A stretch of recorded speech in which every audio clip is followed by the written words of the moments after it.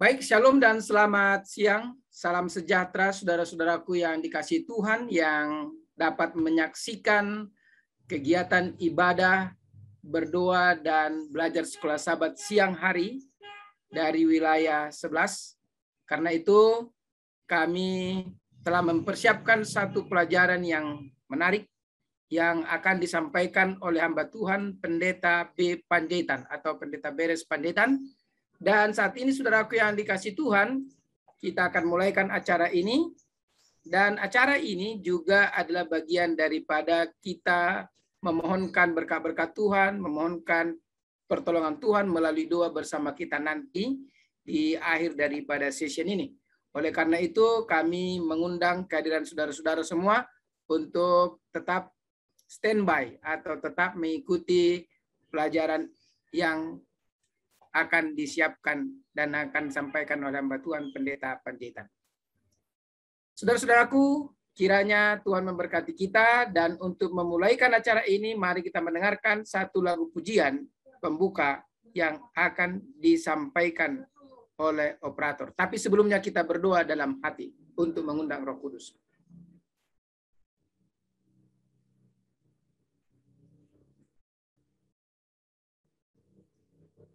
Silakan operator untuk lagu pujian.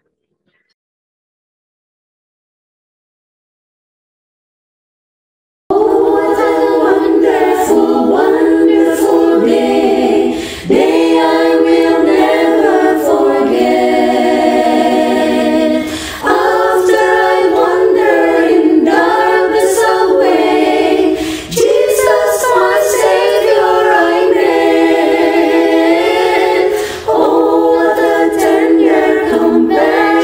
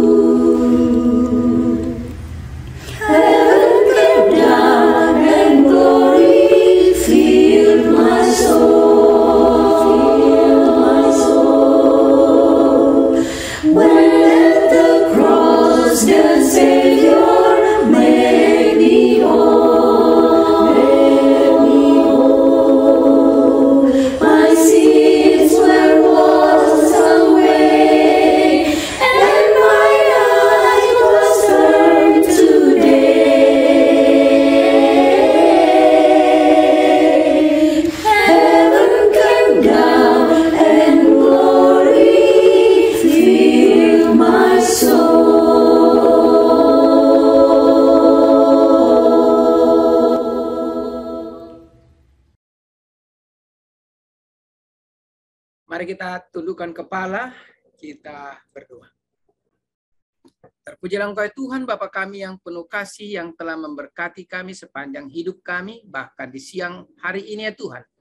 Dalam acara doa dan belajar sekolah Sabat, kami telah berkumpul anak-anak Tuhan, baik yang melalui Zoom maupun melalui FB.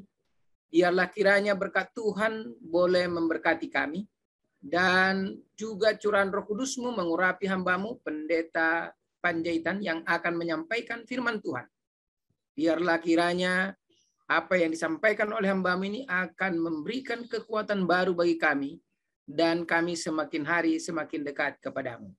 Juga kami akan bersama-sama nanti dalam doa persatuan, segala permohonan doa dan segala permohonan yang kami sampaikan, biarlah kiranya Tuhan akan dengar, dan jawaban dari masing-masing doa kami akan dirasakan oleh setiap anak-anak-Mu ya Tuhan. Bapa di surga, berkenanlah kiranya mengurapi acara ini, berkenanlah kiranya untuk menghadirkan Roh Kudus-Mu di tengah-tengah kami, karena kami mohonkan doa ini dalam nama yang kudus, Yesus Kristus yang adalah Tuhan dan Juru Selamat kami. Amin. Saudaraku yang dikasihi Tuhan, kita akan mendengarkan pelajaran sekolah Sabat yang akan disampaikan oleh hamba Tuhan, Pendeta B. Freddy Panjaitan. Namun sebelumnya kita akan mendengarkan lagu tema yang akan diputarkan oleh operator kita. Kami persilahkan.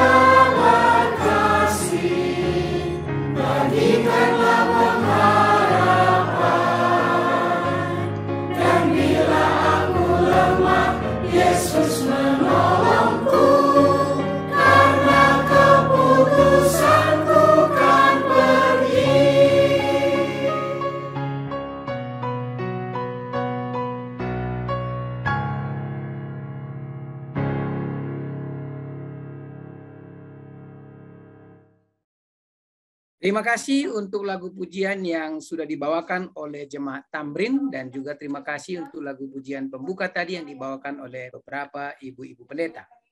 Judul pelajaran kita siang hari ini, bersukacitalah senantiasa dalam Tuhan.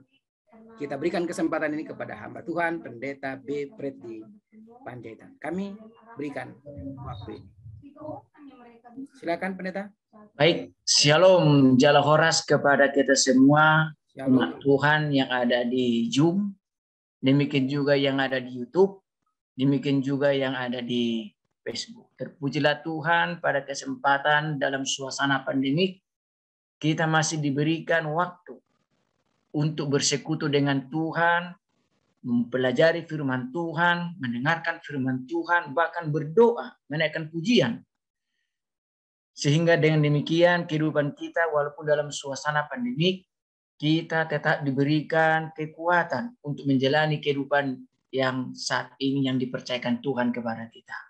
Terima kasih kepada Mbak Tuan, Abang Pendeta Joseph Siringo-Ringo yang memberikan kesempatan, demikian juga Pendeta Ursina memberikan kesempatan kepada saya untuk terlibat di dalam pelayanan lewat belajar sekolah sahabat lewat Zoom pada kesempatan di siang hari ini. Dan terima kasih juga dengan lagu pujian dan juga lagu tema yang sudah dikumandangkan umat Tuhan, para seperdes, demikian juga dari Tamrin. Terpujilah Tuhan dan semakin terberkatilah umatnya yang selalu setia mengumandangkan puji-pujian bagi namanya. Baik, sebelum kita mendengarkan pelajaran sekolah sahabat kita, firman yang kudus, mari kita tundukkan hati kita sejenak, kita berdoa.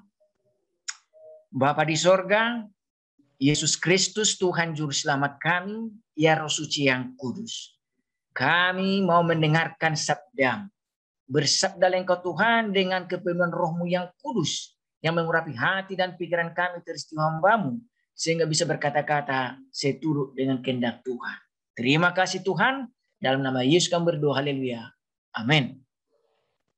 Baik, pelajaran kita tadi sudah disampaikan dengan judul Bersukacitalah senantiasa dalam Tuhan. Ini adalah judul pelajaran kita yang bagus, yang menjadi suatu amaran bagi kita di dalam menjalani kehidupan dalam suasana pandemi sekarang ini.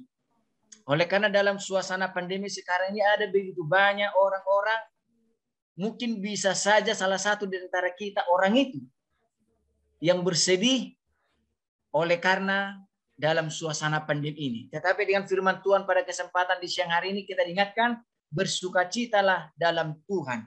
Apa dasar kita bersukacita dalam Tuhan? Ini yang perlu kita ketahui.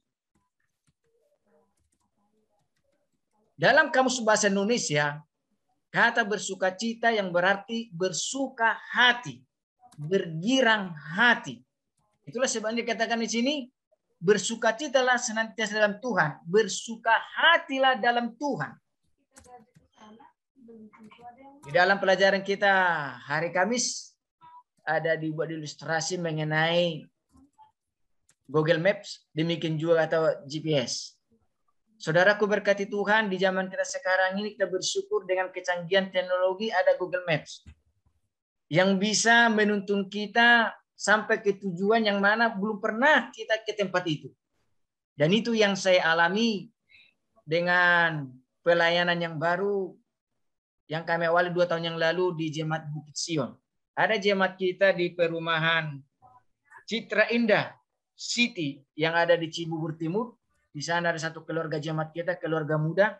Kurang lebih dari rumah kita nih 39 kilo. Dan itu kita layani setiap bulan. Baik suasana pandemik, kecuali mereka kena corona, ya kita nahan diri dulu berkunjung. Atau ketika kita sakit, ya nahan diri. Tetapi yang pasti perjalanan kita ke sana, kita lakukan walaupun dalam suasana pandemik, tiap bulan saya kunjungi jemaat. Ya, dan waktu kami belum tahu alamat ini, kami pakai Google Maps. Dan puji Tuhan, kami tiba di tujuan.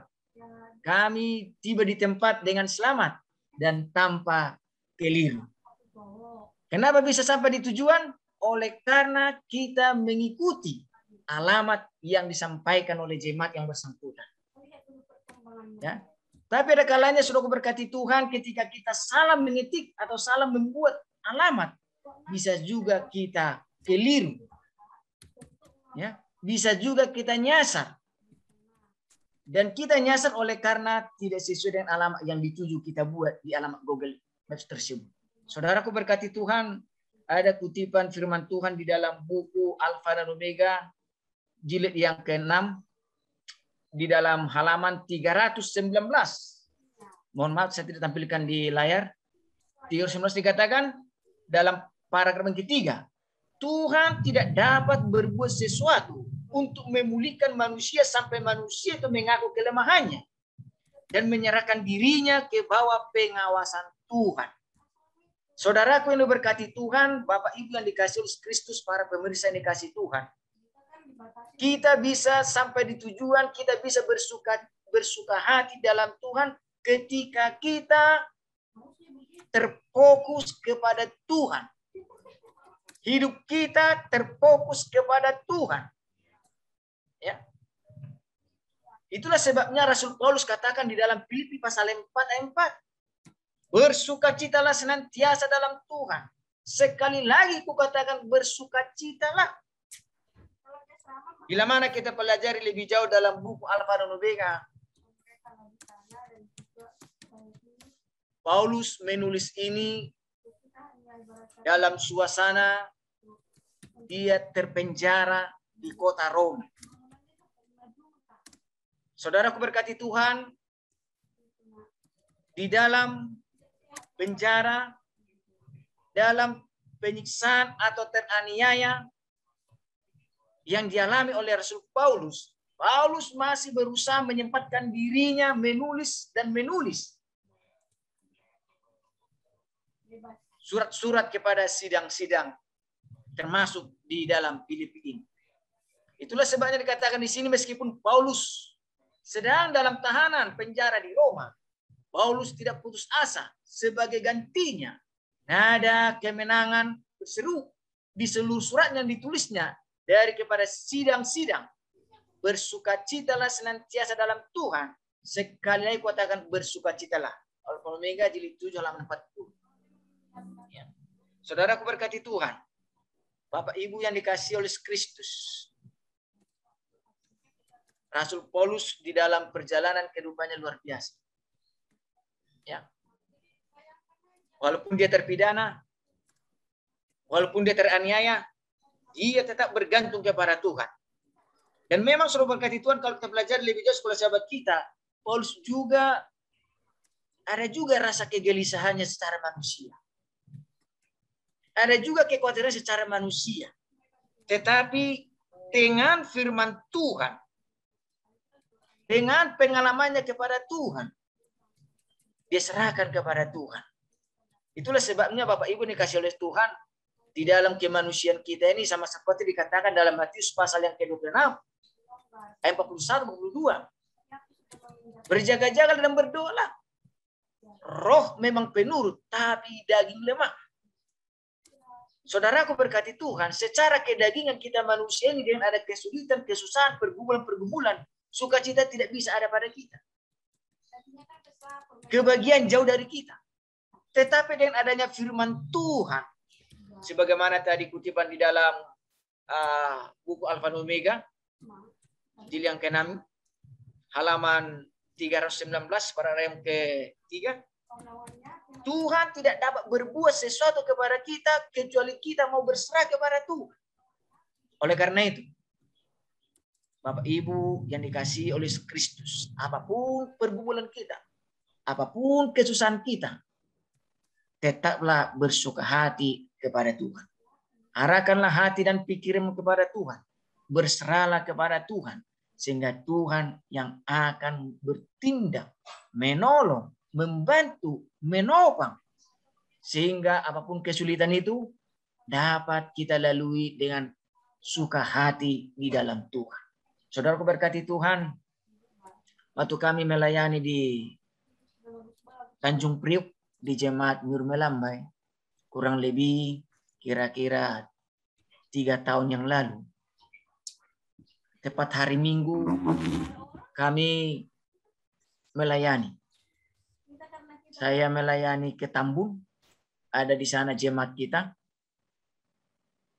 Pendek cerita, pulang kurang lebih jam 2. Berangkat jam 9 pagi, pulang jam 2 siang. Sesampai kami di rumah, apa yang terjadi? Rumah kebongkaran. Ya, rumah kemalingan. Siang-siang bolong. Rumah kita di pinggir jalan besar. Lalu, mohon maaf, TV diambil, laptop diambil, jam tangan, handphone diambil. Ya.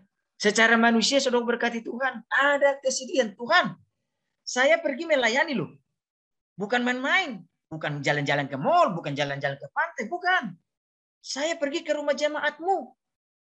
Melawat jemaatmu. Tapi pulang-pulang apa yang kami dapat?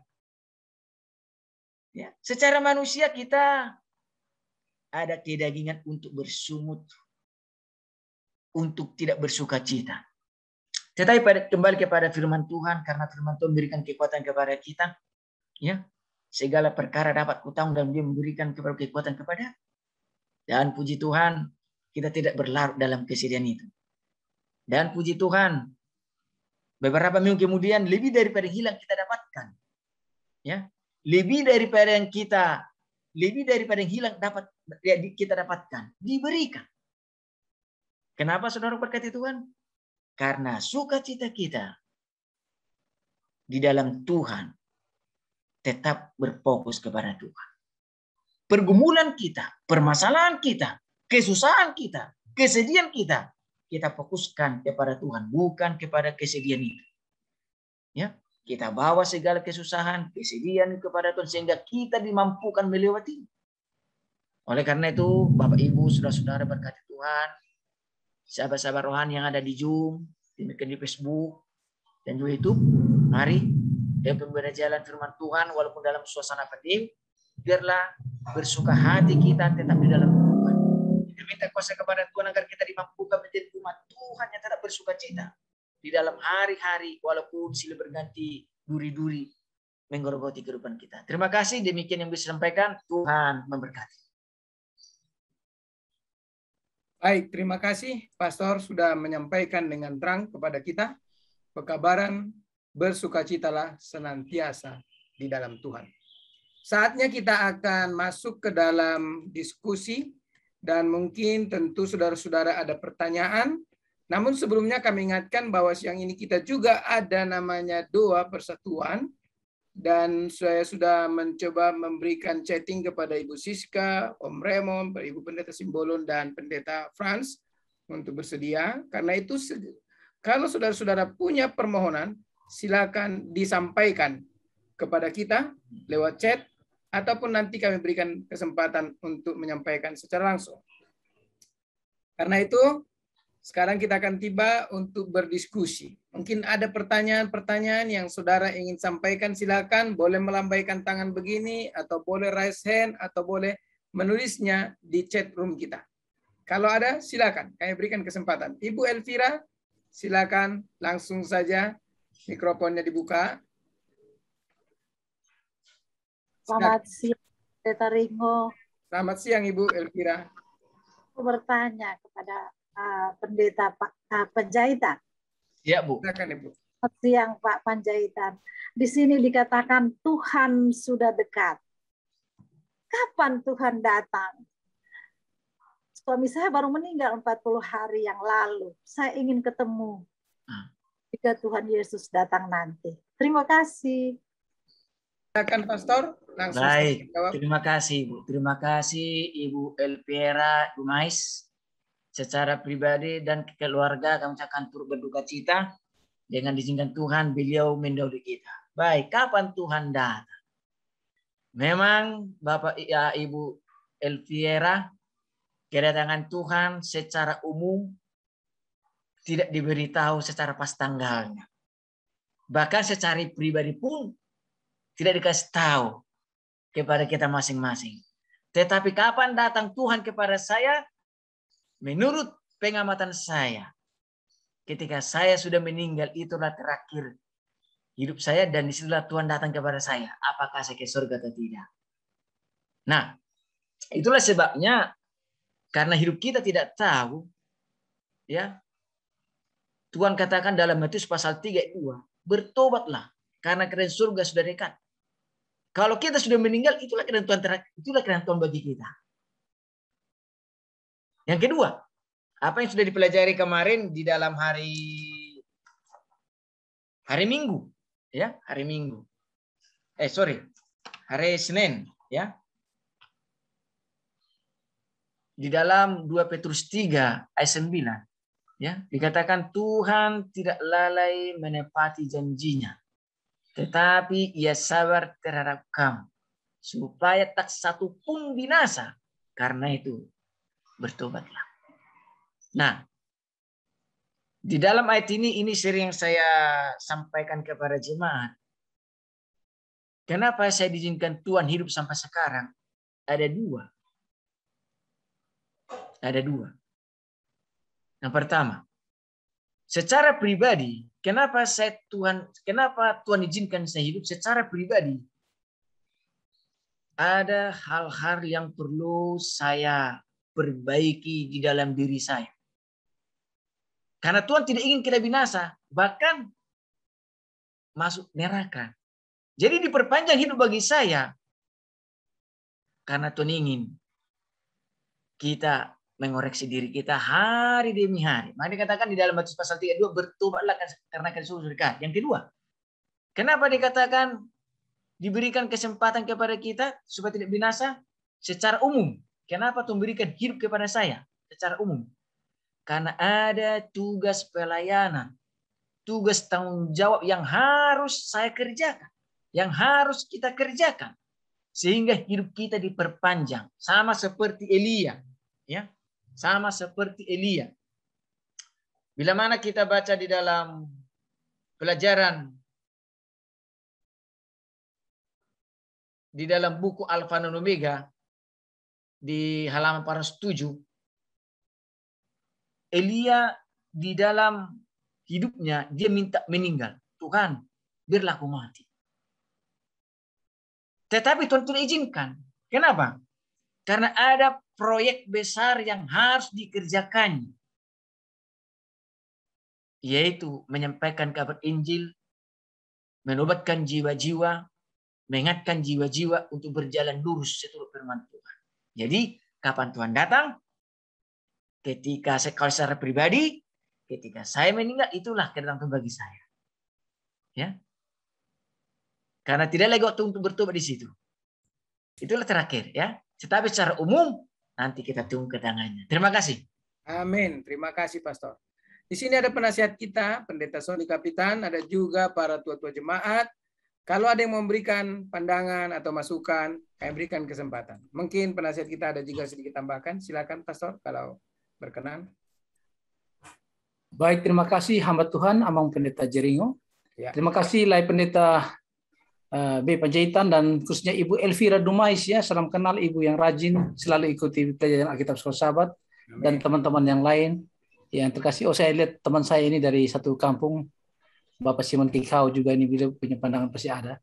Baik, kapan itu Yesus datang? Pertanyaan dari Ibu Dumais. Pertanyaan Ibu ini didasari oleh karena rasa cinta. Amin. Kepada suami yang kekasih, hamba Tuhan Lai Pendeta B. Panjaitan sudah uraikan tadi. Ya, Ibu Elvira turut berduka cita, ya, bahwa Yohanes yang kekasih dituntun oleh Roh Kudus pada saat dia ada di Pulau Patmos. Ya. Yohanes itu di Pulau Patmos waktu tahun 100, ya, tahun 100, ya.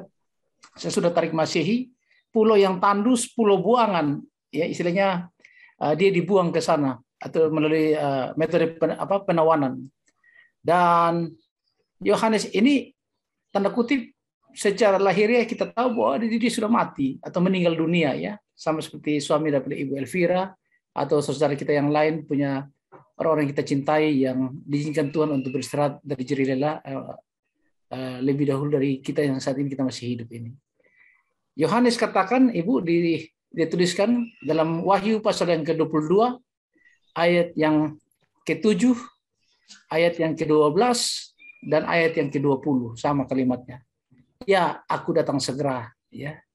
Jadi Yesus katakan, ya, aku datang segera.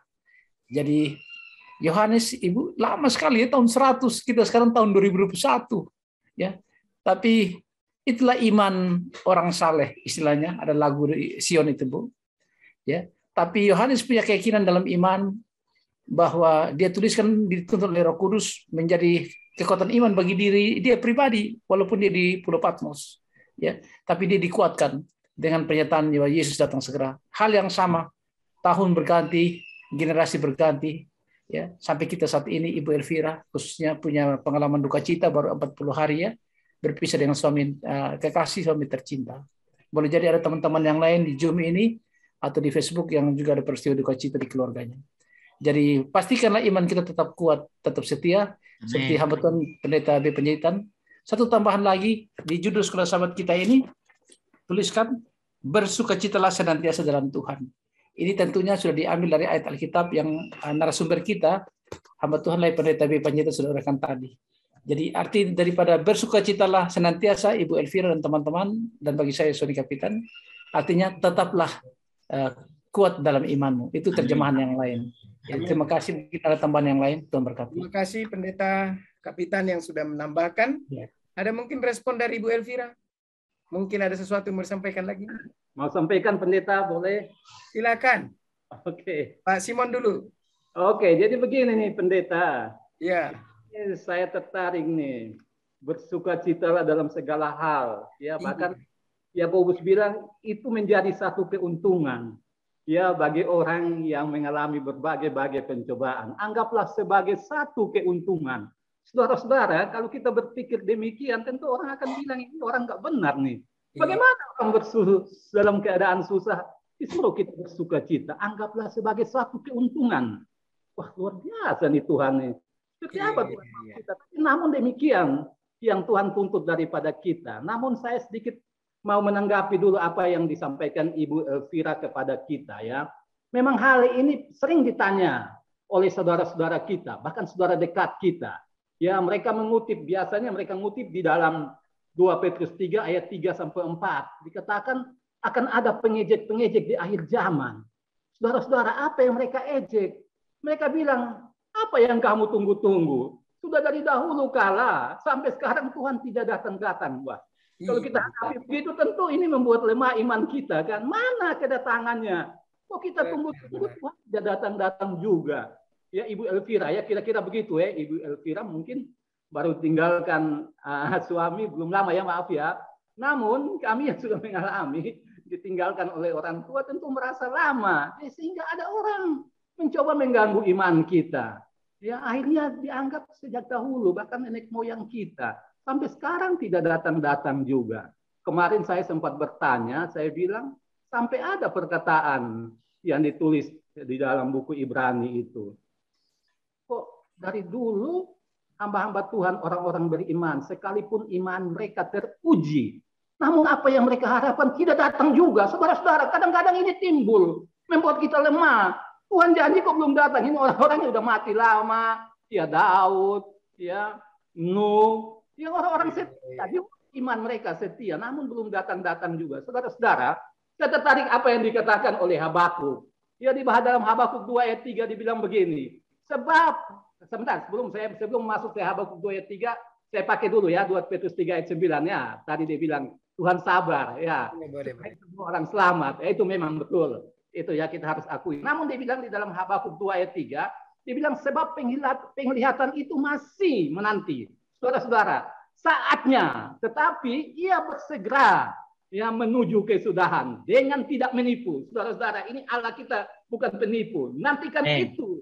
Sebab itu sungguh-sungguh ia akan datang dan tidak bertangguh. Saudara-saudara, tunggu saja Ibu Elvira. Ya, sabar dan saya juga. Amin. Walaupun lama, tidak bertangguh. Ini janji Tuhan. Ya, dikatakan di dalam bilangan, saya lupa ya, mungkin bilangan 23. Dibilang Allah bukanlah manusia sehingga ia berdusta. Bukan anak manusia sehingga ia menyesal.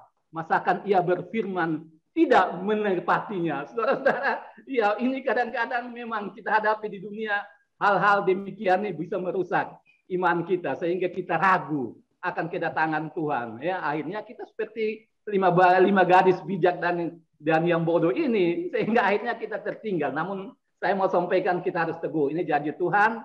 Ya, janji sudah banyak, sudah tepati semua. Ya, namun dia minta supaya kita bersabar. Ya, kemarin saya dengar ada komentar-komentar masih banyak yang belum terima kebenaran. Ya, mudah-mudahan demikian.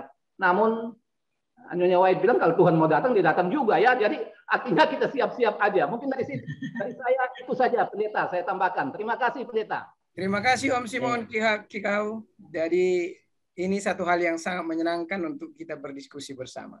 Tadi Bu Elvira.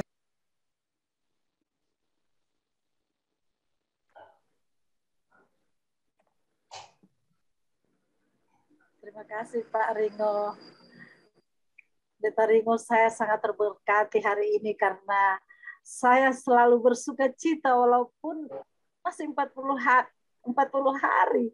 Amin. Amin. Tapi Amin. saya percaya Amin. saya ada sukacita hidup bersama dengan Tuhan. Terima Amin. kasih. Amin. Baik, kita akan masuk kepada pertanyaan selanjutnya. Ada pertanyaan yang masuk, Pendeta. Kita sama-sama coba dengarkan. Dikatakan demikian. Oke. Mohon diberikan pemahaman yang lebih luas. Maksudnya mendapatkan damai sejahtera dari Tuhan, walau ibaratnya menghadapi badai dan ombak gelora dalam. Silakan Pendeta. Jadi mohon dijelaskan mendapatkan damai sejahtera dari Tuhan walau badai berat dan gelora laut yang besar menerpa. Ya, silakan. Baik, jadi Bapak Ibu yang diberkati Tuhan, Paulus katakan mati adalah keuntungan bagi. Ya.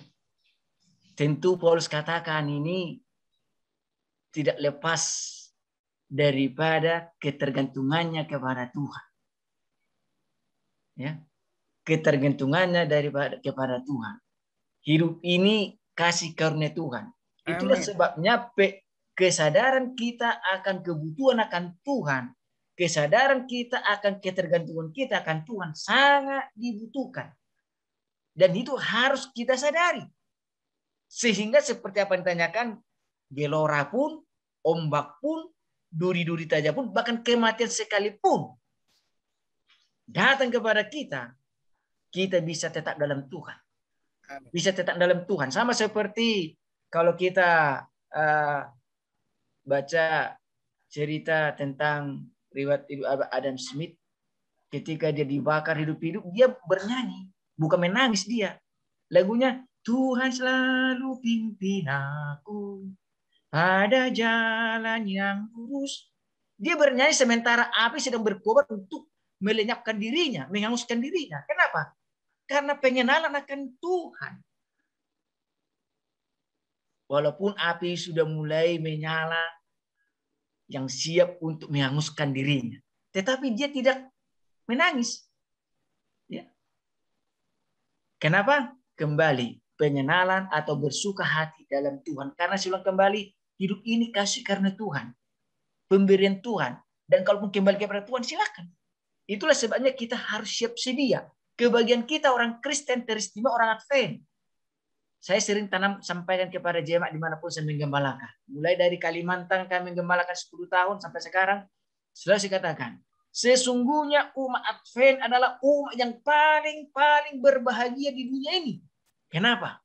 Karena segala sesuatu diajarkan, diberitahukan, disampaikan. Dengan adanya lagi tulisan-tulisan roh nubuat seperti ini. Diberitahukan.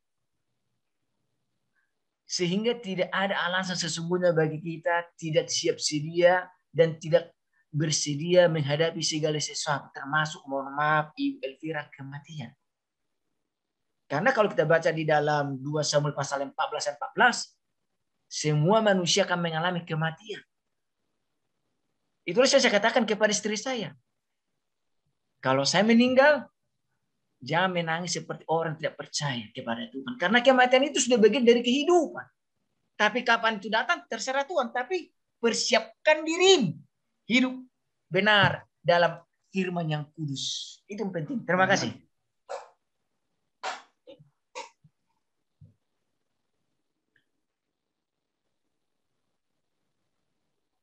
Unmute dulu, Bang. Kita akan lanjut dulu kepada pertanyaan yang datang dari FB. Kita menyapa dulu Ibu Meliawati. Selamat siang Ibu. Walaupun Ibu di FB, kita masih tetap bisa mendapatkan pertanyaan Ibu. Di masa pandemi atau pergumulan bagi umat-umat Tuhan, bagaimana contoh yang disebut bersukacita dalam Tuhan? Jadi menyambung pertanyaan yang di atas tadi. Ya, ini luar biasa ya. Bagaimana contoh yang disebut bersukacita di dalam Tuhan? Silakan Pendeta. Baik, terima kasih. Ya, dengan suasana pandemi ini salah satu yang dampak yang paling berat dalam segi ekonomi. Ya. yang tadinya mungkin kita bisa makan tahu tempe sekali makan bisa 5 potong, tetapi karena suasana pandemi, keuangan, pekerjaan bahkan hilang, kita bisa hanya makan 1 tempe atau 1 potong tahu. Itu bisa terjadi, saudara-saudara. Tetapi bagaimana kita bisa bersukacita dalam Tuhan? Tetaplah berdoa. Ya. Maka dikatakan di dalam Filipi pasal 4 ayat 9-20, Tuhan akan memberikan melampaui apa yang kita butuhkan. Puji Tuhan, ada jemaat kita di daerah situ. Memang mohon maaf saudara-saudara, susah makan. Lalu saya katakan tetap berdoa. Dan puji Tuhan, ada aja sembako, ada aja beras. Bahkan listriknya pun kadang-kala kita yang bayari. Tetap berdoa. Dan puji Tuhan, mereka tetap setia. Terima kasih. Baik. Berdoa kepada Tuhan. Jadi Tuhan akan kasih burung gak yang akan mengirim. Amin, amin, amin. Jadi kita adalah anak-anak Tuhan yang bisa bersyukur dalam kondisi apapun. Karena kita percaya hidup kita itu lebih berharga daripada makanan dan minuman. Amin. Allah yang di surga berjanji bahwa rambut di kepala kita yang Dia dapat hitung itu berjanji akan menyertai, ya toh, dan akan memelihara kita. Terima kasih untuk Ibu siapa tadi? Ibu Meliawati ya. Baik, mungkin ada tambahan dari para hamba-hamba Tuhan, tua-tua jemaat yang ada hadir pada saat ini. Kami berikan kesempatan, silakan. Ada juga pendeta Frans di sini, ada juga pendeta Sirus, ada pendeta Simbolon, ada ibu-ibu pendeta juga yang aktif, ibu pendeta Marbon, dan ibu pendeta Simbolon. Silakan. Atau yang lain yang mungkin saya tidak dapat sebutkan satu persatu. Ada tambahan, Pak? Silakan Om Remon. Oke, saya akan cek. Ya. Om Remon. Pelajaran kita ini kan sebenarnya ditekankan mengenai situasi atau keadaan dunia di akhir zaman. Iya, benar. Namanya istirahat terakhir, itu yang ditulis di dalam buku Wahyu yang bagian terakhir adalah dunia baru dengan semuanya yang serba baru. Disitulah istirahat yang terakhir yang kita akan merasakan istirahat yang sesungguh-sungguhnya. Iya. Nah, untuk mencapai ke tempat dunia baru itu tentu akan mengalami banyak perjalanan-perjalanan kehidupan. Ya. Tuhan sudah gariskan di dalam Matius 24 apa yang akan terjadi nanti di akhir zaman. Dikatakan di Matius 24 apa yang terjadi di akhir zaman adalah sama seperti apa yang akan terjadi tahun 70 waktu Yerusalem dihancurkan. Banyak kelaparan, bahkan anak-anak akan merebut makan dari mulut orang tuanya. Dan segala macam, ya saya cuma kasih tahu satu aja. Dan bahaya itu juga akan tidak lama lagi terjadi di dunia kita ini. Tadi Pak Pendeta sudah katakan masalah ekonomi membuat makan tempe dari yang 5 tadi makannya jadi cuma 1. Nanti mungkin tempe yang 1 yang di mulut Bapak itu akan direbut oleh anaknya. Karena masa kesulitan itu akan terjadi. Nah, Tuhan katakan mari kita bersiap. Saya sudah kasih tahu ini nubuatannya, sudah saya kasih tahu apa yang akan terjadi. Jadi bersiaplah. Sekarang waktunya kita bersiap, bukan nanti. Amin. Hari ini sementara ada masa untuk kita menerima Yesus, mempelajari firman Tuhan seperti ini, belajar sahabat, pakai manfaat kesempatan itu untuk menguatkan iman percaya kita dari hari ke hari. Amin. Karena saya juga boleh berpikir dengan cara yang lain. Memangnya ada alternatif. Kalau tidak terima Tuhan berarti terima siapa? Terima setan. Alternatifnya cuma 2. Terima yang baik atau terima yang jahat. Kalau Anda tidak mau terima yang baik, ya setanlah yang nanti jadi teman saudara. Kalau Anda berpikir susah, tidak mau berpikir senang karena bersama dengan Yesus bersukacita, Amsal Solomon katakan, hati yang gembira adalah obat. Jadi kalau Anda berpikir susah, penyakitlah yang datang kepada Anda setiap hari. COVID itu jadi bagian Anda, menunggu Anda. Kalau Anda tidak mau mendengarkan firman Tuhan, tidak mau belajar, tidak mau bersukacita, maka duka cita yang menjadi bagian Anda. Jadi cuma dua pilihan yang nggak ada lagi. Bersukacita atau berduka cita. Itu makanya cuma sukacita atau duka cita, dekat itu. Tidak jauh itu. Bersukacita atau duka cita. Pilihan ada pada Anda. Tuhan memberkati kita. Amin. Terima kasih Om Raymond. Puji Tuhan. Baik. Apakah tadi ada Ibu Pendeta yang angkat tangan, apakah ingin menyampaikan pertanyaan atau mungkin masukan? Dan saudara-saudara, sementara kita ini akan memasuki nanti doa persatuan kita, kami mohon supaya saudara-saudara boleh memasukkan permohonan-permohonan doa untuk kita sampaikan ya. Baik. Terima kasih Pak Pendeta. Silakan langsung. Nah, dari tadi yang bicara semuanya pria. Jadi Iya. saya harus bicara dari sudut pandang wanita. Amin. Selamat siang Ibu Elvera. Ya, selamat Ya, siang. jadi memang untuk tetap bersukacita itu bukan dengan kekuatan kita sendiri. Itu nomor satu yang harus kita ingat. Bersukacita di masa-masa yang sulit itu bukanlah kekuatan kita sendiri. Nah, bagaimana kita bisa mencapai itu? Itu kita harus memiliki hubungan yang erat dengan Tuhan. Harus ada selalu rasa bersyukur. Amin. Karena banyak sekali orang-orang yang sebenarnya keadaannya jauh lebih susah dari kita. Ya, apa yang kita, bukan saya katakan yang kita alamin itu tidak berat, tetap berat, tetapi supaya kita tidak larut, kita harus melihat orang-orang di sekitar kita yang memang keadaannya lebih. Dan mungkin inilah saatnya supaya kita bisa menghilangkan rasa duka cita itu, kita berbagi kasih. Amin. Menolong, membantu orang-orang di sekitar kita. Jadi ketika kita melihat orang lain bahagia, sebenarnya kita yang paling berbahagia. Bukan mereka. Jadi dengan kita berbagi kasih, membuat orang lain bahagia, yang lebih bahagia adalah kita. Ya, melihat mereka bahagia, kita lebih bahagia. Jadi mudah-mudahan Ibu Elvera tetap pegang Tuhan. Ya, tidak lama lagi Tuhan akan datang. Terima kasih. Tuhan Yesus memberkati. Amin. Terima kasih Bu Pendeta. Terpujilah Tuhan yang sudah menyertai kita dalam ibadah siang kita. Dan sebagai lagu tutup, kita akan serahkan kepada operator dan nanti Pendeta B. Panjaitan akan pimpin doa tutup sekaligus. Silakan operator untuk menayangkan lagu penutup.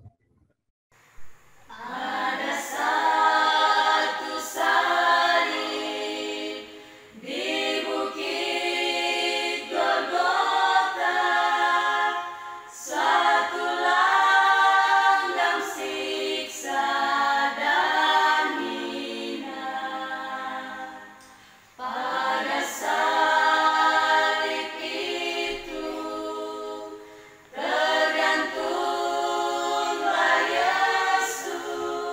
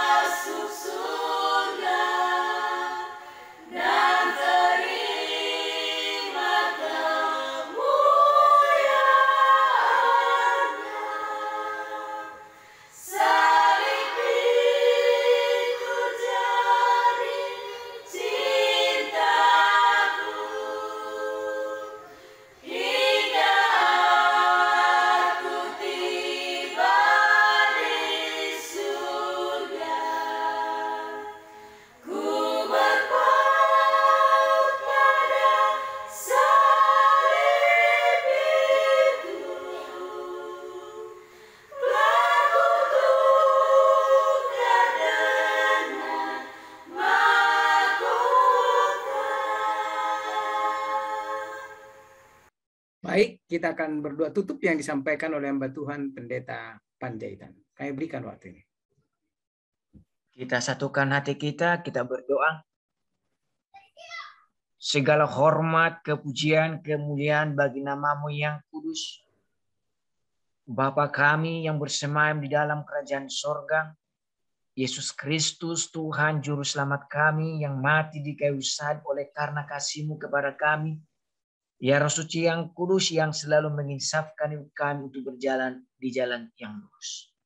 Terpujilah Engkau Tuhan, Allah Abraham, Allah Ishak, Allah Yakub, Allah yang hidup memberi kehidupan.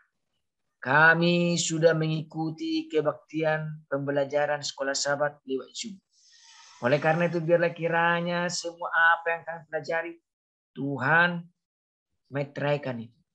Oleh karena kesempatan kami untuk bersuka hati di dalam Tuhan tidak selamanya ada. Itu ada ketika kami masih hidup. Oleh karena itu ketika kesempatan hidup masih ada yang Kau berikan bagi kami. Berikan kami kekuatan. Mampukan kami untuk tetap bersuka hati di dalam Tuhan. Ketika kami hidup bersama suami, hidup bersama istri, hidup bersama anak-anak, menantu, bahkan cucu, bahkan saudara-saudara kami. Mampukan kami Tuhan menikmati bersuka hati di dalam Tuhan. Sehingga kesempatan hidup yang ada pada kami pergunakan hari demi hari semakin lebih baik. Karena tidak selamanya kami bisa hidup di dunia ini. Bahkan tidak selamanya kami bersuka cita.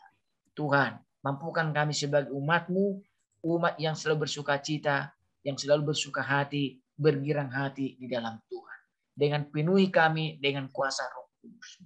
Tuhan, ada permintaan di chatting room.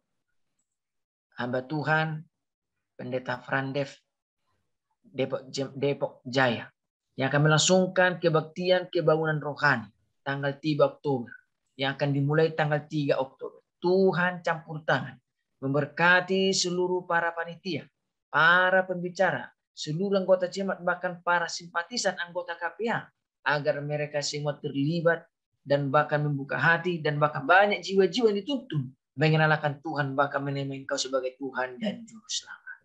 Bila mana Tuhan sudah memberkati kami dari hari yang lalu kepada hari ini, biarlah tetap Tuhan memberkati kami dengan berkat damai sejahtera daripada Bapa Surga, kasih karunia dari Yesus Kristus, persekutuan dengan Roh Kudus memberkati kita semua, baik masa sekarang sampai Maranatha. Dalam nama Yesus kami berdoa serta mengucap syukur. Haleluya. Amin. Selamat bertemu kembali dengan kami di Jemaat Fisdak. Bagi saudara dan saudari sekalian yang saya kasih dalam Yesus Kristus yang sudah meluangkan waktu untuk kita dapat berbakti pada saat ini. Kita bersyukur atas kesempatan yang indah di minggu terakhir dalam pelajaran tentang istirahat yang sejati di dalam Yesus ya.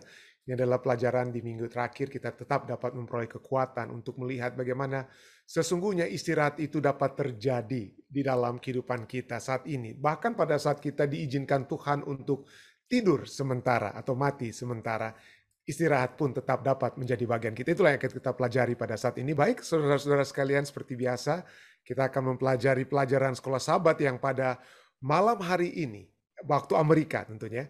Pada malam hari ini waktu Amerika kita akan mempelajari satu topik yang cukup menarik ya. Satu topik yang cukup menarik dan kita akan membaca yaitu tentang hari Rabu ini istirahat dengan tenang. Bagaimana kita dapat memiliki istirahat dengan tenang? Seperti yang saya katakan di pendahuluan, pada saat kita mati sekalipun, adakah ketenangan itu dapat menjadi bagian orang mati? Atau mungkin seperti ada kebanyakan yang percaya pada saat kita mati, kita berada di surga, kita dapat melihat apa yang terjadi. Kita sering katakan, waduh, ayah atau ibu saya atau saudara kekasih saya yang sudah mati sedang melihat saya dari kerajaan surga. Well, apakah memang demikian yang terjadi? Mari kita akan mempelajari pada saat ini. Jadi pada saat ini kita berbicara tentang istirahat dengan tenang. Rest in peace dalam bahasa Inggrisnya ya. Judul pelajaran kita dari bahasa Inggrisnya Rest in Peace. Mari kita langsung baca saja. Selama berabad-abad yang panjang saat ini, orang-orang Kristen telah menunggu kedatangan Yesus. Kedatangan ini sesungguhnya adalah puncak dari semua pengharapan kita. Dan bukan hanya harapan kita saja, tetapi juga harapan semua umat Allah yang setia di sepanjang sejarah. Bacalah Ibrani 11 ayat 13-16. Apa janji besar yang ada di sana? Bukan hanya untuk orang-orang di masa lampau yang sudah lalu, tetapi untuk diri kita sendiri pada saat ini juga. Ibrani 11 ayat 13-16 katakan, dalam iman mereka semua itu orang-orang yang benar, ya, pahlawan-pahlawan iman, baik yang terkenal maupun tidak terkenal, ya, telah mati sebagai orang-orang yang tidak memperoleh apa yang dijanjikan itu, tetapi yang hanya dari jauh melihatnya dan melambai-lambai kepadanya, dan yang mengakui bahwa mereka adalah orang asing dan pendatang di bumi ini. Sebab mereka yang berkata demikian menyatakan bahwa mereka dengan rindu mencari suatu tanah air. Dan kalau sekiranya dalam hal itu mereka ingat akan tanah asal yang telah mereka tinggalkan, maka mereka cukup mempunyai kesempatan untuk pulang ke situ. Ya. Ayat 16, tetapi sekarang mereka merindukan tanah air yang lebih baik, yaitu satu tanah air sorgawi. Sebab itu Allah tidak malu disebut Allah mereka, karena ia telah mempersiapkan sebuah kota bagi mereka. Jadi mereka masih merindukan. Jadi orang-orang di masa lampau, orang-orang yang benar, dan kemudian mati di dalam kebenaran, dikatakan apa? Mereka dalam kehidupan mereka apa? Merindukan, mereka masih melambai-lambai, mereka belum capai tanah tersebut, ya. Nah, inilah sebabnya pelajaran kita katakan dalam banyak hal ayat-ayat ini, Ibrani 11 ayat 13-16, ini tidak masuk akal jika versi kematian yang umum dan populer saat ini itu benar. Orang-orang katakan saat ini kalau Anda mati, Anda langsung masuk ke surga. Tapi ayat ini katakan apa? Orang-orang benar yang mati sekalipun itu bagaikan secara figuratif. Secara apa? Simbolik mereka masih apa? Melambai-lambai, dengan kata lain. Mereka belum mencapai tempat tanah air surgawi yang Allah sudah janjikan. Belum ya. Jadi pertanyaannya, apakah yang dibicarakan ayat-ayat ini? Orang-orang ini tidak memperoleh apa yang dijanjikan. Apa artinya ya? Mereka sudah mati seperti yang dipikirkan, diduga oleh ajaran-ajaran populer saat ini ya. Dan sekarang berada di surga dengan Yesus. Dengan Yesus mereka berada di surga sedang menikmati pahala besar mereka. Jadi ketika misalnya salah satu tokoh kekristenan yang terkenal di Amerika dan di dunia ya, Billy Graham. Ketika Billy Graham misalnya meninggal dunia, berulang kali kita mendengar orang katakan apa? Wah, bagaimana sekarang dia sedang berada di surga bersama dengan Yesus. Apakah demikian? Ya. Kalau kita percaya, banyak orang percaya Billy Graham adalah pahlawan iman, seperti dia adalah Ibrani 11 ayat 13-16, dikatakan apa ya? Mereka masih tetap rindu untuk tanah air tersebut, tanah air surga yang belum mereka terima. Jadi dengan kata lain, bukan demikian ya. Jadi pelajaran kita katakan, ada sebuah ironi juga dalam pandangan ini. Karena seringkali ketika seseorang meninggal kita mendengar, semoga dia beristirahat dengan tenang. Ya. Tapi apa yang terjadi dengan di sini, di dunia ini, apakah yang terjadi? Apakah pada saat orang yang kita kasih itu pergi ke dunia, melihat keadaan kita di dunia, apakah kira-kira dia bisa tenang di dalam surga pada saat ini? Jika itu yang kita percayai, orang yang benar itu langsung menuju ke surga, dan di surga dia apa? Melihat keadaan kita di dunia. Kira-kira dengan keadaan kita di dunia yang kacau balau saat ini, apakah mereka bisa tenang di surga? Ya, itu satu pertanyaan yang sangat valid ya. Apakah orang-orang itu dapat beristirahat dalam damai? Atau mereka di surga melakukan apa yang seharusnya mereka lakukan, seperti menonton semua dalam tanda kutip kesenangan di dunia di sini? Bagaimana Yesus menggambarkan kematian? Dalam Yohanes 11 ayat 11 Yesus katakan apa? Demikianlah perkataannya, dan sesudah itu ia berkata kepada mereka, Lazarus saudara kita telah tertidur, tetapi aku pergi ke sana untuk membangunkan dia dari tidurnya. Padahal saat itu Lazarus sudah apa ya? Saat itu Lazarus sudah mati, tetapi Yesus katakan dia sedang apa? Tertidur. Ya. Kenyataannya, gagasan mereka, orang-orang benar itu beristirahat dalam damai, tentu saja itu adalah kebenaran tentang apa yang terjadi pada saat kematian, bukan? Jadi orang yang damai pada saat mereka tidur atau mati dalam Tuhan adalah mati dalam damai adalah keadaan yang apa? Damai ya. Pada saat mereka apa? Beristirahat dengan istirahat yang sejati. Orang mati benar-benar beristirahat. Pena Inspirasi dalam Alfa Omega jilid 6 halaman 439 katakan, bagi orang percaya, kematian merupakan suatu perkara kecil.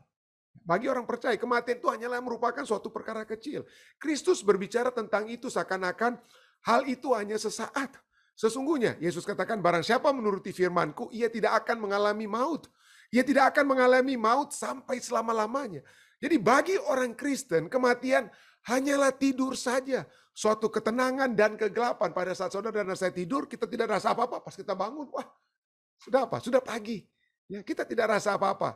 Ya, tidak merasakan apa-apa. Mungkin kita ada mimpi lah, ya, pada saat kita tidur mungkin ya, tetapi kita tidak merasakan apa-apa. Ya.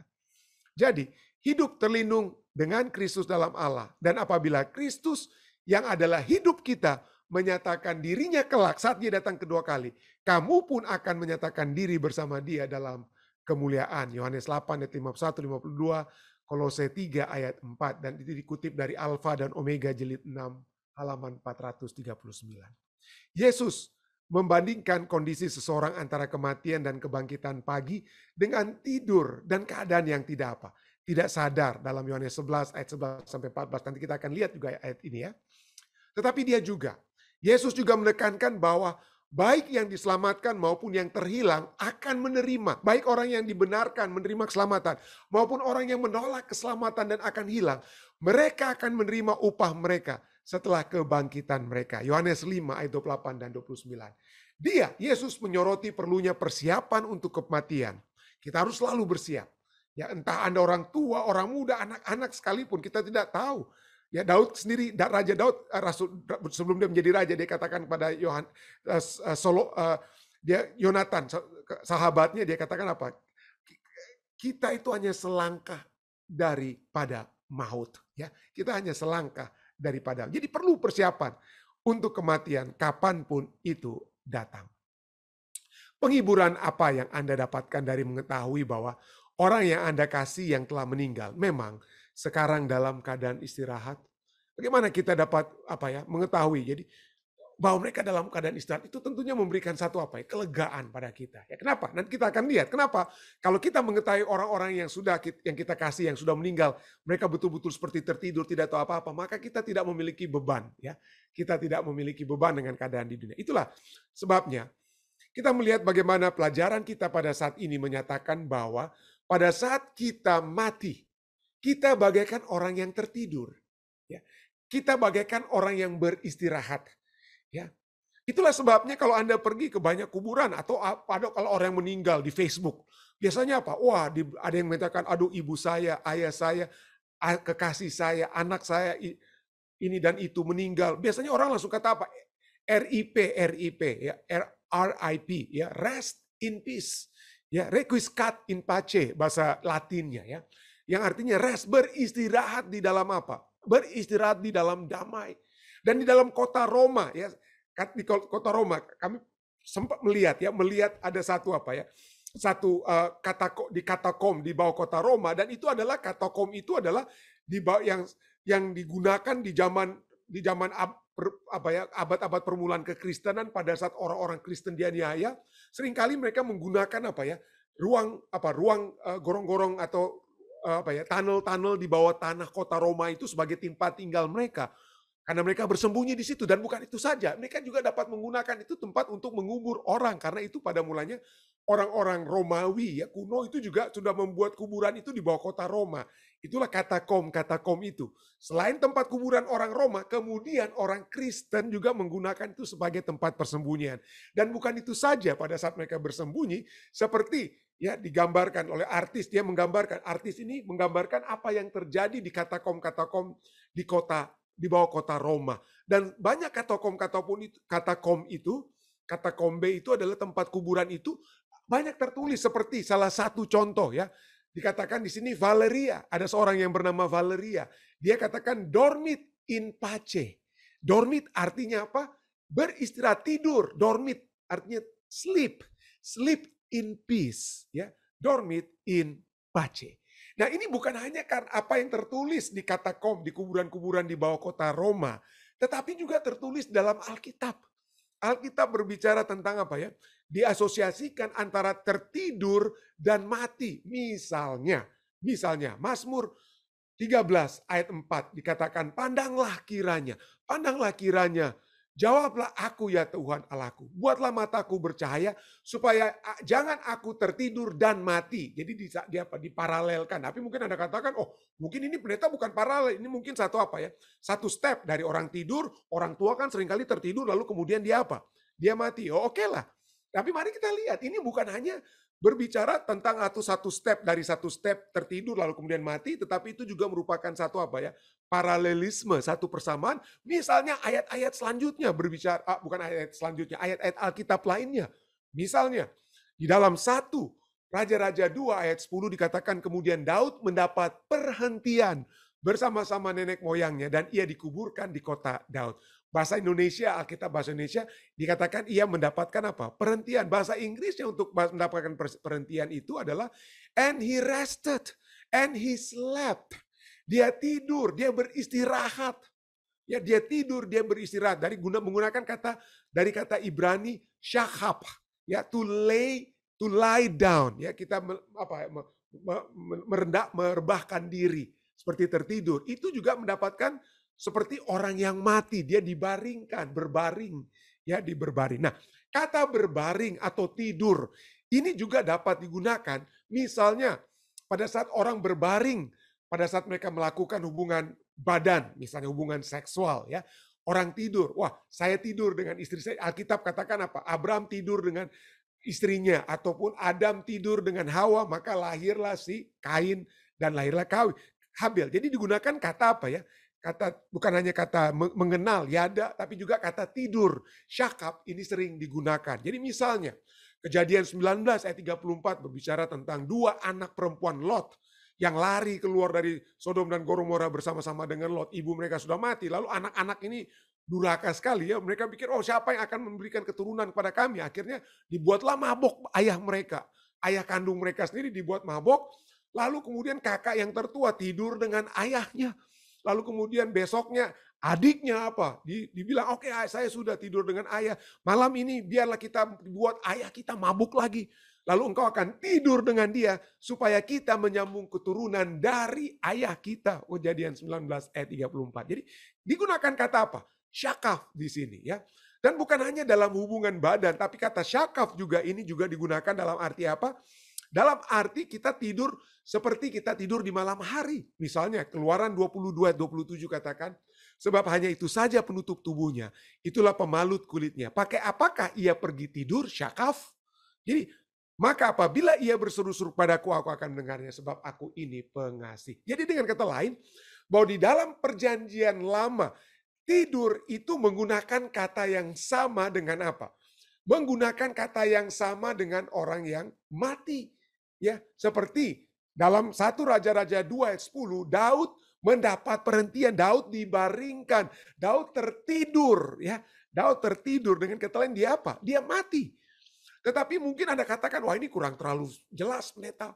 Oke, jika ini Anda lihat masih kurang terlalu jelas, mari kita lihat siapa. Siapa yang betul-betul menyatakan bahwa orang yang tidur itu orang yang mati. Yang tidak lain, tidak bukan, yang menyatakan hal tersebut bahwa mati adalah tidur itu adalah Yesus Kristus sendiri, anak Allah, yang menyatakan orang mati sebagai orang yang tertidur. Kita sudah baca ayatnya ya. Yohanes 11 ayat 11 dikatakan demikianlah perkataannya. Yesus berkata kepada murid-muridnya, sudah dikasih tahu Lazarus mati, tapi itu sudah berapa hari kemudian baru dia mulai mencoba untuk berjalan ke Betani, tapi Lazarus sudah mati. Lalu dia berkata kepada murid-muridnya, Lazarus, saudara kita itu telah tertidur. Tetapi aku pergi ke sana untuk membangunkan dia dari tidurnya. Yesus katakan, aku akan bangunkan. Murid-muridnya heran. Kok tidur? Kalau tidur kan dia pasti sembuh. Itu yang mereka katakan ya. Ayat 12, ayat berikutnya. Dan sampai ayat 14. Maka kata murid-murid itu padanya, Tuhan, jikalau ia tertidur, ia akan sembuh, bukan? Tetapi maksud Yesus ialah, apa ini katanya? Firman Tuhan yang katakan, bukan saya. Saya cuma kasih tanda merah saudara-saudara di sini. Tapi supaya Anda bisa lihat perbandingannya. Tapi ini yang Yesus katakan. Tetapi maksud Yesus ialah tertidur dalam arti mati. Jadi tertidur, orang yang mati dapat dikatakan dia itu apa ya? Dia tidur. Dia orang yang tidur. Kita seringkali katakan, waduh, kita lihat orang yang mati, aduh, tenang sekali, ya, tenang sekali mukanya, seperti orang tak tidur. Orang Manado seringkali bilang begitu ya. Pada saat kita melihat wajah orang yang kita kasih yang sudah meninggal, dengan tenang wajah tersebut, orang Manado sering katakan, waduh, so seperti tak tidur Jodia. Seperti orang yang sedang tidur. Inilah, karena ini apa yang Yesus mulaikan ya. Apa yang Yesus mulaikan. Bahwa orang mati itu bagaikan orang yang apa? Tertidur. Sedangkan sangka murid-muridnya, Yesus berkata tentang tertidur dalam arti biasa, tidur malam. Ya. Tetapi ayat 14 dengan jelas katakan, Yesus tidak lagi menggunakan bahasa simbolik. Yesus sekarang gunakan bahasa terus terang. Apa itu bahasa terus terangnya? Ayat 14 katakan, karena itu Yesus berkata dengan terus terang, Lazarus sudah mati. Tapi Yesus katakan apa? Seperti ayat 11 katakan, aku akan pergi ke sana untuk membangunkan dia dari apa? Tidurnya, dari matinya. Dan ini yang Yesus lakukan. Ya, pada saat Marta, Maria kemudian datang, Yesus katakan saudaramu akan bangkit. Saudaramu akan bangkit dari tidurnya. Orang kalau tidur ya, kalau saya tidur maka saya apa? Saya akan dibangkitkan. Tapi kalau saya mati lalu dari surga, tentunya Lazarus akan bukannya bangkit tapi akan turun dari surga. Tapi coba kita lihat pada saat Yesus panggil Lazarus keluar dari goa, apa yang Yesus katakan kepada Lazarus? Berserulah ia. Yohanes 11, oh bukan ayat 23. Saya tempat tidak merubah ayatnya, bukan ayat 23 tapi ayat 43 ya. Yohanes 11 ayat 43 katakan, berserulah Yesus dengan suara keras, Lazarus, marilah keluar. Lazarus disuruh untuk apa? Keluar dari kuburan, dari apa? Goa tempat dia dikubur. Ya. Lazarus keluarlah. Kalau dia dari kerajaan surga, maka Yesus akan katakan, Lazarus turun. Ya. Maka itulah yang mungkin Yesus akan katakan kalau Lazarus itu langsung kemana ya? Ke surga. Tetapi dia berada dalam kubur dan Yesus katakan keluar dari dalam kubur. Nah mungkin mari kita lihat ya, mungkin Anda katakan, oke, apakah ajaran Alkitab secara keseluruhan mengajarkan tentang orang mati ini sebagai orang yang tidur? Oke, mari kita cek. Ya, mari kita belajar firman Tuhan itu dengan melihat ayat 1 dibandingkan dengan ayat lain. Supaya kita melihat satu pandangan yang lengkap. Jangan hanya Anda karena melihat hanya satu ayat lalu, wah ini jadikan satu apa? Satu perintah bagi kita. Wah Salomo punya istri ratusan. Gundik-gundik ratusan. Wah kalau begitu, kalau saya mampu, saya akan punya istri dan gundik yang ratusan. Wah apakah itu ajaran Alkitab ya? Apakah itu ajaran lengkap Alkitab? Bahwa kita harus memiliki ratusan istri dan ratusan gundik ya, dengan kata lain. Mari kita lihat keseluruhan ajaran Alkitab. Mazmur 146 ayat 4 katakan apa? Apabila nyawanya melayang, apabila seseorang mati, ia kembali kepada tanah. Bukan dikatakan ia kembali ke surga. Tidak. Dari debu tanah kita akan kembali ke debu tanah. Pada hari itu juga lenyaplah maksud-maksudnya. Bahasa Inggrisnya lenyaplah his plans, rencana-rencananya, rancangan-rancangannya. Ataupun pemikiran-pemikirannya itu apa? Lenyap pada saat kita mati. Tidak ada lagi yang dia akan pikirkan. Dia nggak akan pusing-pusing. Aduh, orang di dunia ini kok semakin susah hidup mereka ya. Nggak pikir-pikir lagi seperti begitu. Ya. Hilanglah segala rencana. Kita tidak bisa rencana, aduh mudah-mudahan anak saya itu jadi anak yang baik. Ya. Tidak. Tidak demikian ajaran Alkitab. Mazmur 146 ayat 4. Apalagi? Oh pengkhotbah 9 ayat 5-6. Karena orang yang hidup tahu bahwa mereka akan mati.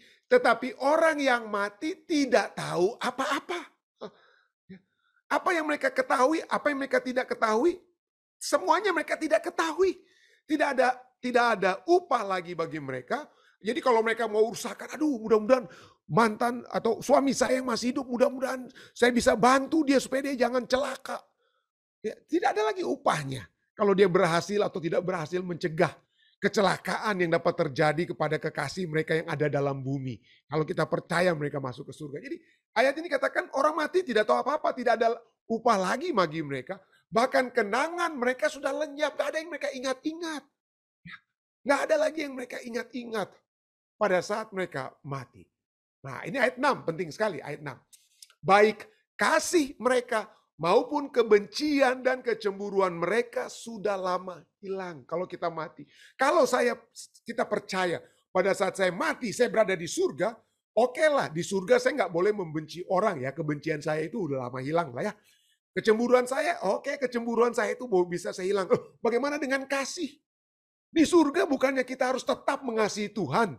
Tapi ini dikatakan kasih itu sudah lama hilang. Jadi kalau saya berada di surga, apakah kasih saya itu juga akan hilang? Jadi di surga saya nggak bisa lagi mengasihi Tuhan, mengasihi Allah Bapa, atau Allah Anak, dan Allah Roh di dalam kerajaan surga. Nggak mungkin kan? Nggak mungkin kita berada di surga dan tidak memiliki kasih. Tidak mungkin. Jadi inilah, kita dengan kata lain kita tidak berada di surga. Dan kita tidak mengetahui apa yang terjadi. Dan disinilah kita dapat melihat bahwa Alkitab mengajarkan bahwa kematian itu bagaikan tidur hingga kedatangan Yesus yang kemudian Yesus bangkitkan. Ada 50 kali penulis Alkitab menyatakan kematian itu sebagai apa? Tidur, sebagai tidur. Ya. Ayub, dalam Ayub 14 berbicara tentang bagaimana Ayub bermohon, kiranya dia kalau bisa berada dalam dunia orang mati, dalam kematian ya. Kenapa? Karena pada saat orang mati, apa yang terjadi dengan orang mati ini Ayub katakan dalam Ayub 14 ayat 21. Anak-anaknya menjadi mulia, ia tidak tahu. Atau mereka menjadi hina, tetapi ia yang mati, dengan kata lain, Anda baca ya konteksnya Ayub 14, orang yang mati tidak sadar kalau anaknya mau jadi anak yang benar atau tidak benar. Kalau saya mati, kalau saya di surga, kira-kira saya tenang kalau saya lihat ke bawah, aduh kenapa anak saya ini mau pakai narkoba seperti yang ditawarkan oleh teman-temannya. Aduh jangan.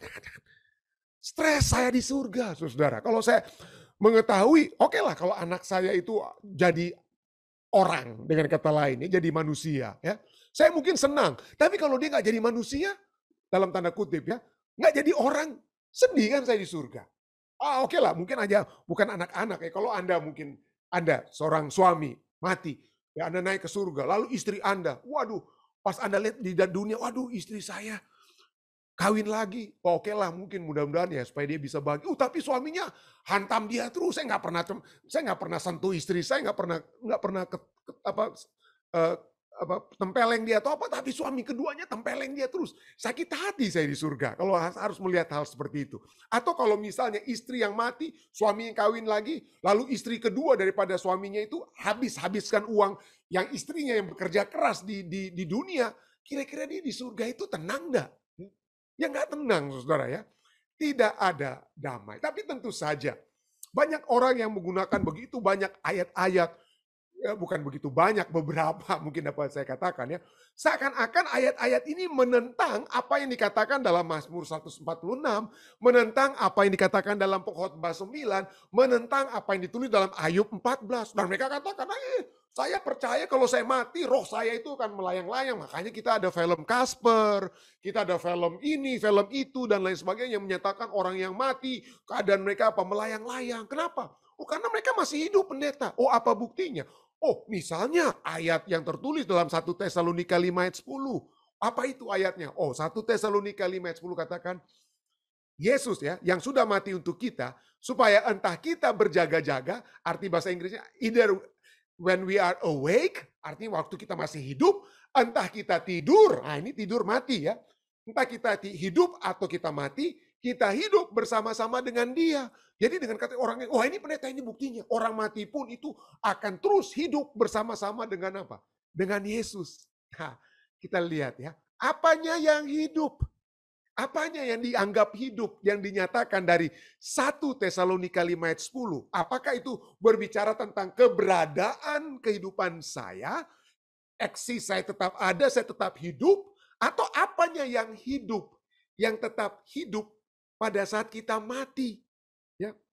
Nah, Yesus katakan, banyak sekali Yesus berbicara selain Yohanes 3, supaya barang siapa yang percaya tidak akan mati, melainkan memperoleh hidup yang kekal. Atau seperti Yohanes 10 ayat 10, aku datang supaya mereka mempunyai hidup dan mempunyainya dalam segala kelimpahan. Jadi Yesus datang supaya orang-orang yang percaya mempunyai hidup. Tapi pertanyaannya, berapa banyak murid-murid Yesus tentu saja yang mungkin kita tidak lihat lagi mereka hidup ya. Saat ini mereka sudah mati dan orang katakan, wah yang hidup itu rohnya bersama-sama dengan Yesus di dalam kerajaan surga. Tapi saudara-saudari sekalian, kembali kalau kita melihat tadi kitab Ibrani, orang-orang yang percaya ini mempunyai hidup, tapi dalam arti apa kehidupan tersebut? Nah, mari kita baca. Mari kita baca, jangan hanya kita comot-comot satu ayat, lalu kita apa? Wah, ini doktrinnya ini dari satu ayat. Mari kita baca ayat sebelumnya dari 1 Tesalonika 5 ayat 9. Di sana dikatakan apa? 1 Tesalonika 5, lalu kita juga akan terus baca sampai ayat yang ke-10 ya. Karena Allah tidak menetapkan kita untuk ditimpa murka. Ya.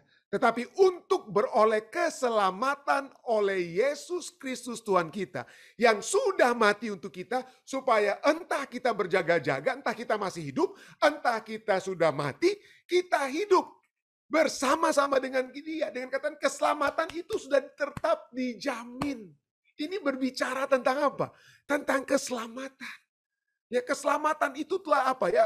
Kita sudah mempelajari bagaimana Tuhan akan apa? Sudah memberikan Roh Kudus itu bagaikan apa dikatakan? Sebagai satu apa ya? Satu panjar supaya pada saat kedatangan Yesus yang kedua kali, maka keselamatan yang sudah dipanjarkan oleh kehadiran Roh Kudus itu akan sepenuhnya menjadi bagian kita.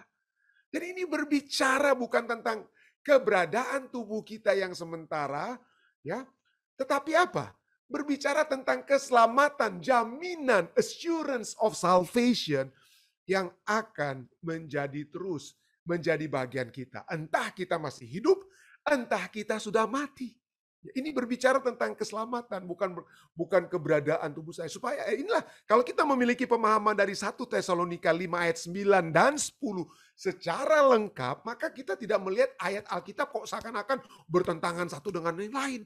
Satu katakan orang yang hidup tidak tahu apa-apa loh, kok ayat ini katakan hidup, keberadaannya hidup bersama-sama terus dengan Yesus. Hati-hati saudara ya. Kita tidak melihat Alkitab sebagai firman Tuhan yang saling bertentangan satu dengan yang lain. Jangan kita adu domba firman Tuhan. Tapi mari kita lihat kira-kira ajarannya itu yang tepatnya bagaimana. Nah, inilah yang sering kali manusia lakukan ya. Manusia sering mengadu domba ayat-ayat atau ambil ayat-ayat yang satu digabungkan dengan ayat yang lain dan tidak melihat konteks secara penuh. Nah, mari kita lihat yang berikutnya. Setelah kita lihat ini ya, mari kita lihat ayat yang sering kali juga. Wah, ini paling sering muncul, saudara. Ini tentang orang kaya dan Lazarus. Waduh, Yesus membuat satu perumpamaan dalam Lukas 16. Ya. Nah, kita lihat ini adalah, sekali lagi saya ulangi ya, ini adalah satu perumpamaan. Satu perumpamaan. Misalnya Lukas 15 berbicara juga tentang perumpamaan Tuhan Yesus. Tentang domba yang terhilang. Tentang koin yang terhilang. Tentang anak yang terhilang. Ya. Jadi ini adalah satu perumpamaan. Apakah koin itu adalah sesuatu yang hidup? Atau koin harus kita, coba arti literal. Waduh, literalnya koin itu apa?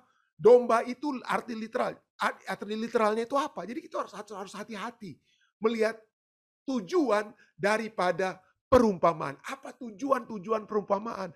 Ada pengajaran-pengajaran apa di balik perumpamaan-perumpamaan itu?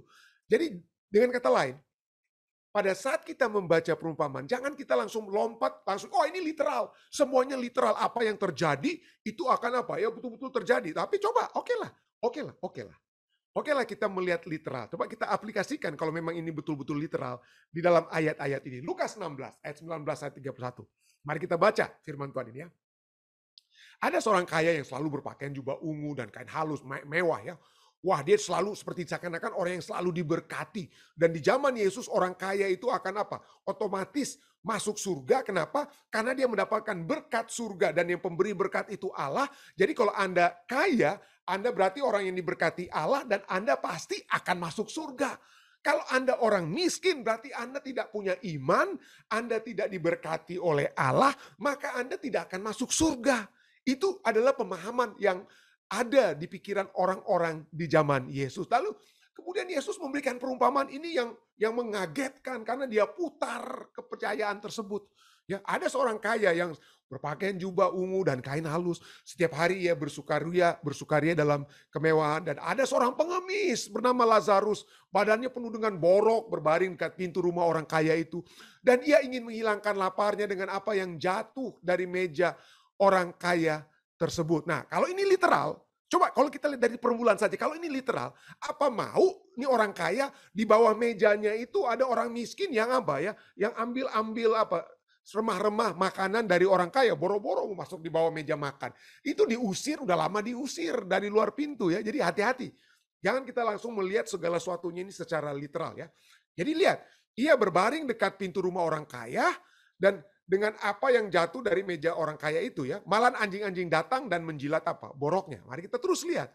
Kemudian matilah orang miskin itu lalu dibawa oleh malaikat-malaikat ke pangkuan Abraham.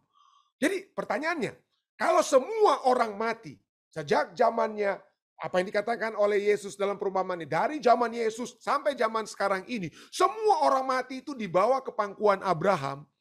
Saya ingin bertanya seberapa besar Abraham itu ya, kurang lebih ya. Seberapa besar pangkuan Abraham itu untuk menerima semua orang-orang yang benar, yang mati, lalu masuk ke pangkuan apa? Abraham. Ayat 23, itu pertanyaan untuk kita terus pikirkan ya. Ayat 23, orang kaya itu juga mati, lalu dia dikubur. Dan sementara ia menderita sengsara di alam maut, ia memandang ke atas. Dan dari jauh dilihatnya Abraham. Dan Lazarus duduk di mana? Di pangkuannya. Ya, jadi dia bisa lihat. Jadi, kalau orang kaya yang gantinya biasanya menurut kepercayaan orang Yahudi, mestinya dia langsung naik ke surga, tapi terbalik. Yang miskin naik ke surga, yang kaya turun kemana? Ke kuburan ya. Tetapi coba kita lihat, jarak antara kuburan dan surga itu dekat. Ya. Jarak antara, artinya dia dari dalam kuburan atau dari alam maut, dia bisa lihat di surga. Jadi jarak antara surga dan alam maut itu sangat dekat. Nah, seberapa dekatnya? Mari kita lihat ayat selanjutnya. Seberapa dekatnya ya. Ayat 24 dari Lukas 16. Apa yang terjadi di ayat 24?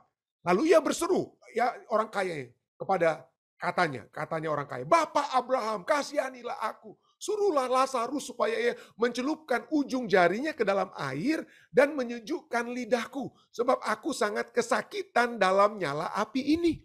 Nah, coba Anda lihat, kalau ini literal, berarti surga dan neraka itu apa ya? Berdempetan dekat sekali. Kita yang hidup di surga bisa diganggu terus oleh orang yang di dalam neraka.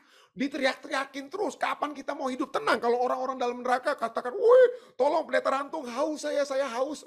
Itu kalau saya masuk surga ya. Tapi poinnya adalah mereka yang berada di dalam neraka akan kehausan minta-minta air terus. Lalu kita yang di dalam kerajaan surga, kasihan ya. Kalau kita rasa kasihan karena kita masuk surga berarti kita orang yang baik ya. Kita mesti kasih terus minuman kepada mereka. Wah, kapan habisnya itu tugas kita ya kalau itu terjadi. Poin berikutnya, kalau misalnya kita Lazarus mencelupkan ujung jarinya, lalu dia berikan kepada orang kaya tersebut, di tengah-tengahnya lah api, coba, banyakkah kira-kira air yang akan keluar dari apa? Telunjuk jari daripada Lazarus, dan kalaupun ada 1, 2, 3 tetes yang jatuh dalam dapur api, kira-kira sebelum sampai ke mulut daripada orang kaya itu, tetesan-tetesan air itu sudah menguap, saudara-saudara ya. Kalau ini secara literal, hilang semuanya. Ya. Jadi terus kita baca ya. Tetapi apa kemudian ayat 25 ya. Tetapi Abraham berkata, anak, ingatlah bahwa engkau telah menerima segala yang baik sewaktu hidupmu. Sedangkan Lazarus segala yang busuk. Sekarang ia mendapat hiburan dan engkau sangat menderita. Selain daripada itu di antara kami dan engkau terbentang jurang yang tidak terseberangi. Ya, kalau demikian apakah ayat 26 ini bertentangan dengan ayat 24? Sini bicara tentang apa? Jurang yang tidak terseberangi. Ya. Tidak terseberangi. Ya. Supaya mereka yang mau pergi dari sini kepadamu ataupun mereka yang mau datang dari situ kepada kami tidak dapat menyeberang. Tidak dapat menyeberang. Tidak ada lagi tentu saja apa ya. Tidak ada lagi berbicara tentang tidak ada lagi kesempatan ya.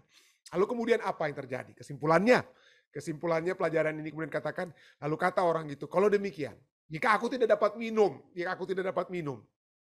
Inilah inti pelajarannya. Jadi pelajarannya bukan karena orang yang mati itu langsung apa? Mati itu langsung yang benar ada di pangkuan Abraham, yang nggak benar itu dibakar, lalu minta-minta minum dari mereka yang di surga secara literal. Tapi bukan itu tujuan para perumpamaan ini. Jadi di sini tujuannya apa? Aku minta kepadamu, Bapa, supaya engkau menyuruh Lazarus ke rumah ayahku. Sebab masih ada 5 orang saudaraku, supaya ia memperingati mereka dengan sungguh-sungguh, agar mereka jangan masuk kelak ke dalam tempat penderitaan ini. Tetapi kata Abraham, ada pada mereka kesaksian Musa dan para nabi, baiklah mereka mendengarkan kesaksian itu. Lalu jawab orang itu, tidak Bapak Abraham. Tetapi jika ada seorang yang datang dari antara orang mati kepada mereka, dan mereka akan bertobat, Lalu kata Abraham kepadanya, jika mereka tidak mendengarkan kesaksian Musa dan para nabi, mereka juga tidak akan mau diyakinkan sekalipun oleh seorang yang bangkit dari antara orang mati. Jadi dengan kata lain, ini perumpamaan ini menunjukkan kepada satu pelajaran penting, bagaimana pentingnya kita untuk menerima kebenaran Kristus itu saat ini. Tapi tidak seperti orang-orang apa? Tidak seperti orang-orang Yahudi di zaman Yesus. Nabi demi nabi mulai dari Musa telah diberikan untuk diyakinkan kepada mereka untuk bertobat. Ya. Bahkan Yesus memberikan mujizat-mujizat kepada mereka untuk meyakinkan mereka tentang pertobatan yang Tuhan kehendaki supaya mereka menerima Yesus. Tapi mereka tolak. Apapun yang mau dibuat. Orang mati dengan kata lain. Orang hidup saja yang berbicara maksudnya begini, orang mati kalau dia sampai dapat bangkit, yaitu mustahil orang mati dapat bangkit karena dia akan tidur. Kalaupun orang mati yang mustahil itu bangkit, mustahil untuk menyadarkan mereka, apalagi orang-orang yang hidup. Itu poin yang Yesus ingin nyatakan dari perumpamaan yang seakan-akan menyatakan bahwa orang mati itu seakan-akan masih bisa apa? Berbicara satu kepada yang lain. Jadi hati-hati kita. Pada saat kita mempelajari firman Tuhan. Kenapa? Karena firman Tuhan sudah cukup jelas. Pada saat saudara dan saya, kita semua beristirahat di dalam Tuhan. Pada saat kita mati, kita tidak tahu apa-apa. Kita tidak berada langsung dalam kerajaan surga untuk melihat penderitaan-penderitaan yang di dalam dunia ini. Karena kalau itu terjadi, kita tidak akan pernah rest in peace. Kita akan di surga, kita itu akan menjadi rest in stress. Kita berada di mana? Dalam keadaan stres melihat keadaan anak-anak kita, masalah-masalah di dunia dan lain sebagainya yang kita bisa lihat. Tidak. Tapi pada saat kita mati, ayat-ayat firman Tuhan katakan sangat jelas, kita tidak tahu apa-apa. Kita bagaikan tertidur. Seperti yang Yesus sendiri katakan. Supaya apa? Supaya kita dapat memiliki istirahat yang sejati. Hingga pada saat Yesus datang di kali yang kedua, kita akan dibangkitkan. Dan kita akan masuk ke dalam kerajaannya untuk selama-lamanya memperoleh istirahat yang sejati. Kiranya pemahaman ini dapat menjadi satu kekuatan bagi kita semua. Saya bawa ini dalam nama Yesus. Amin.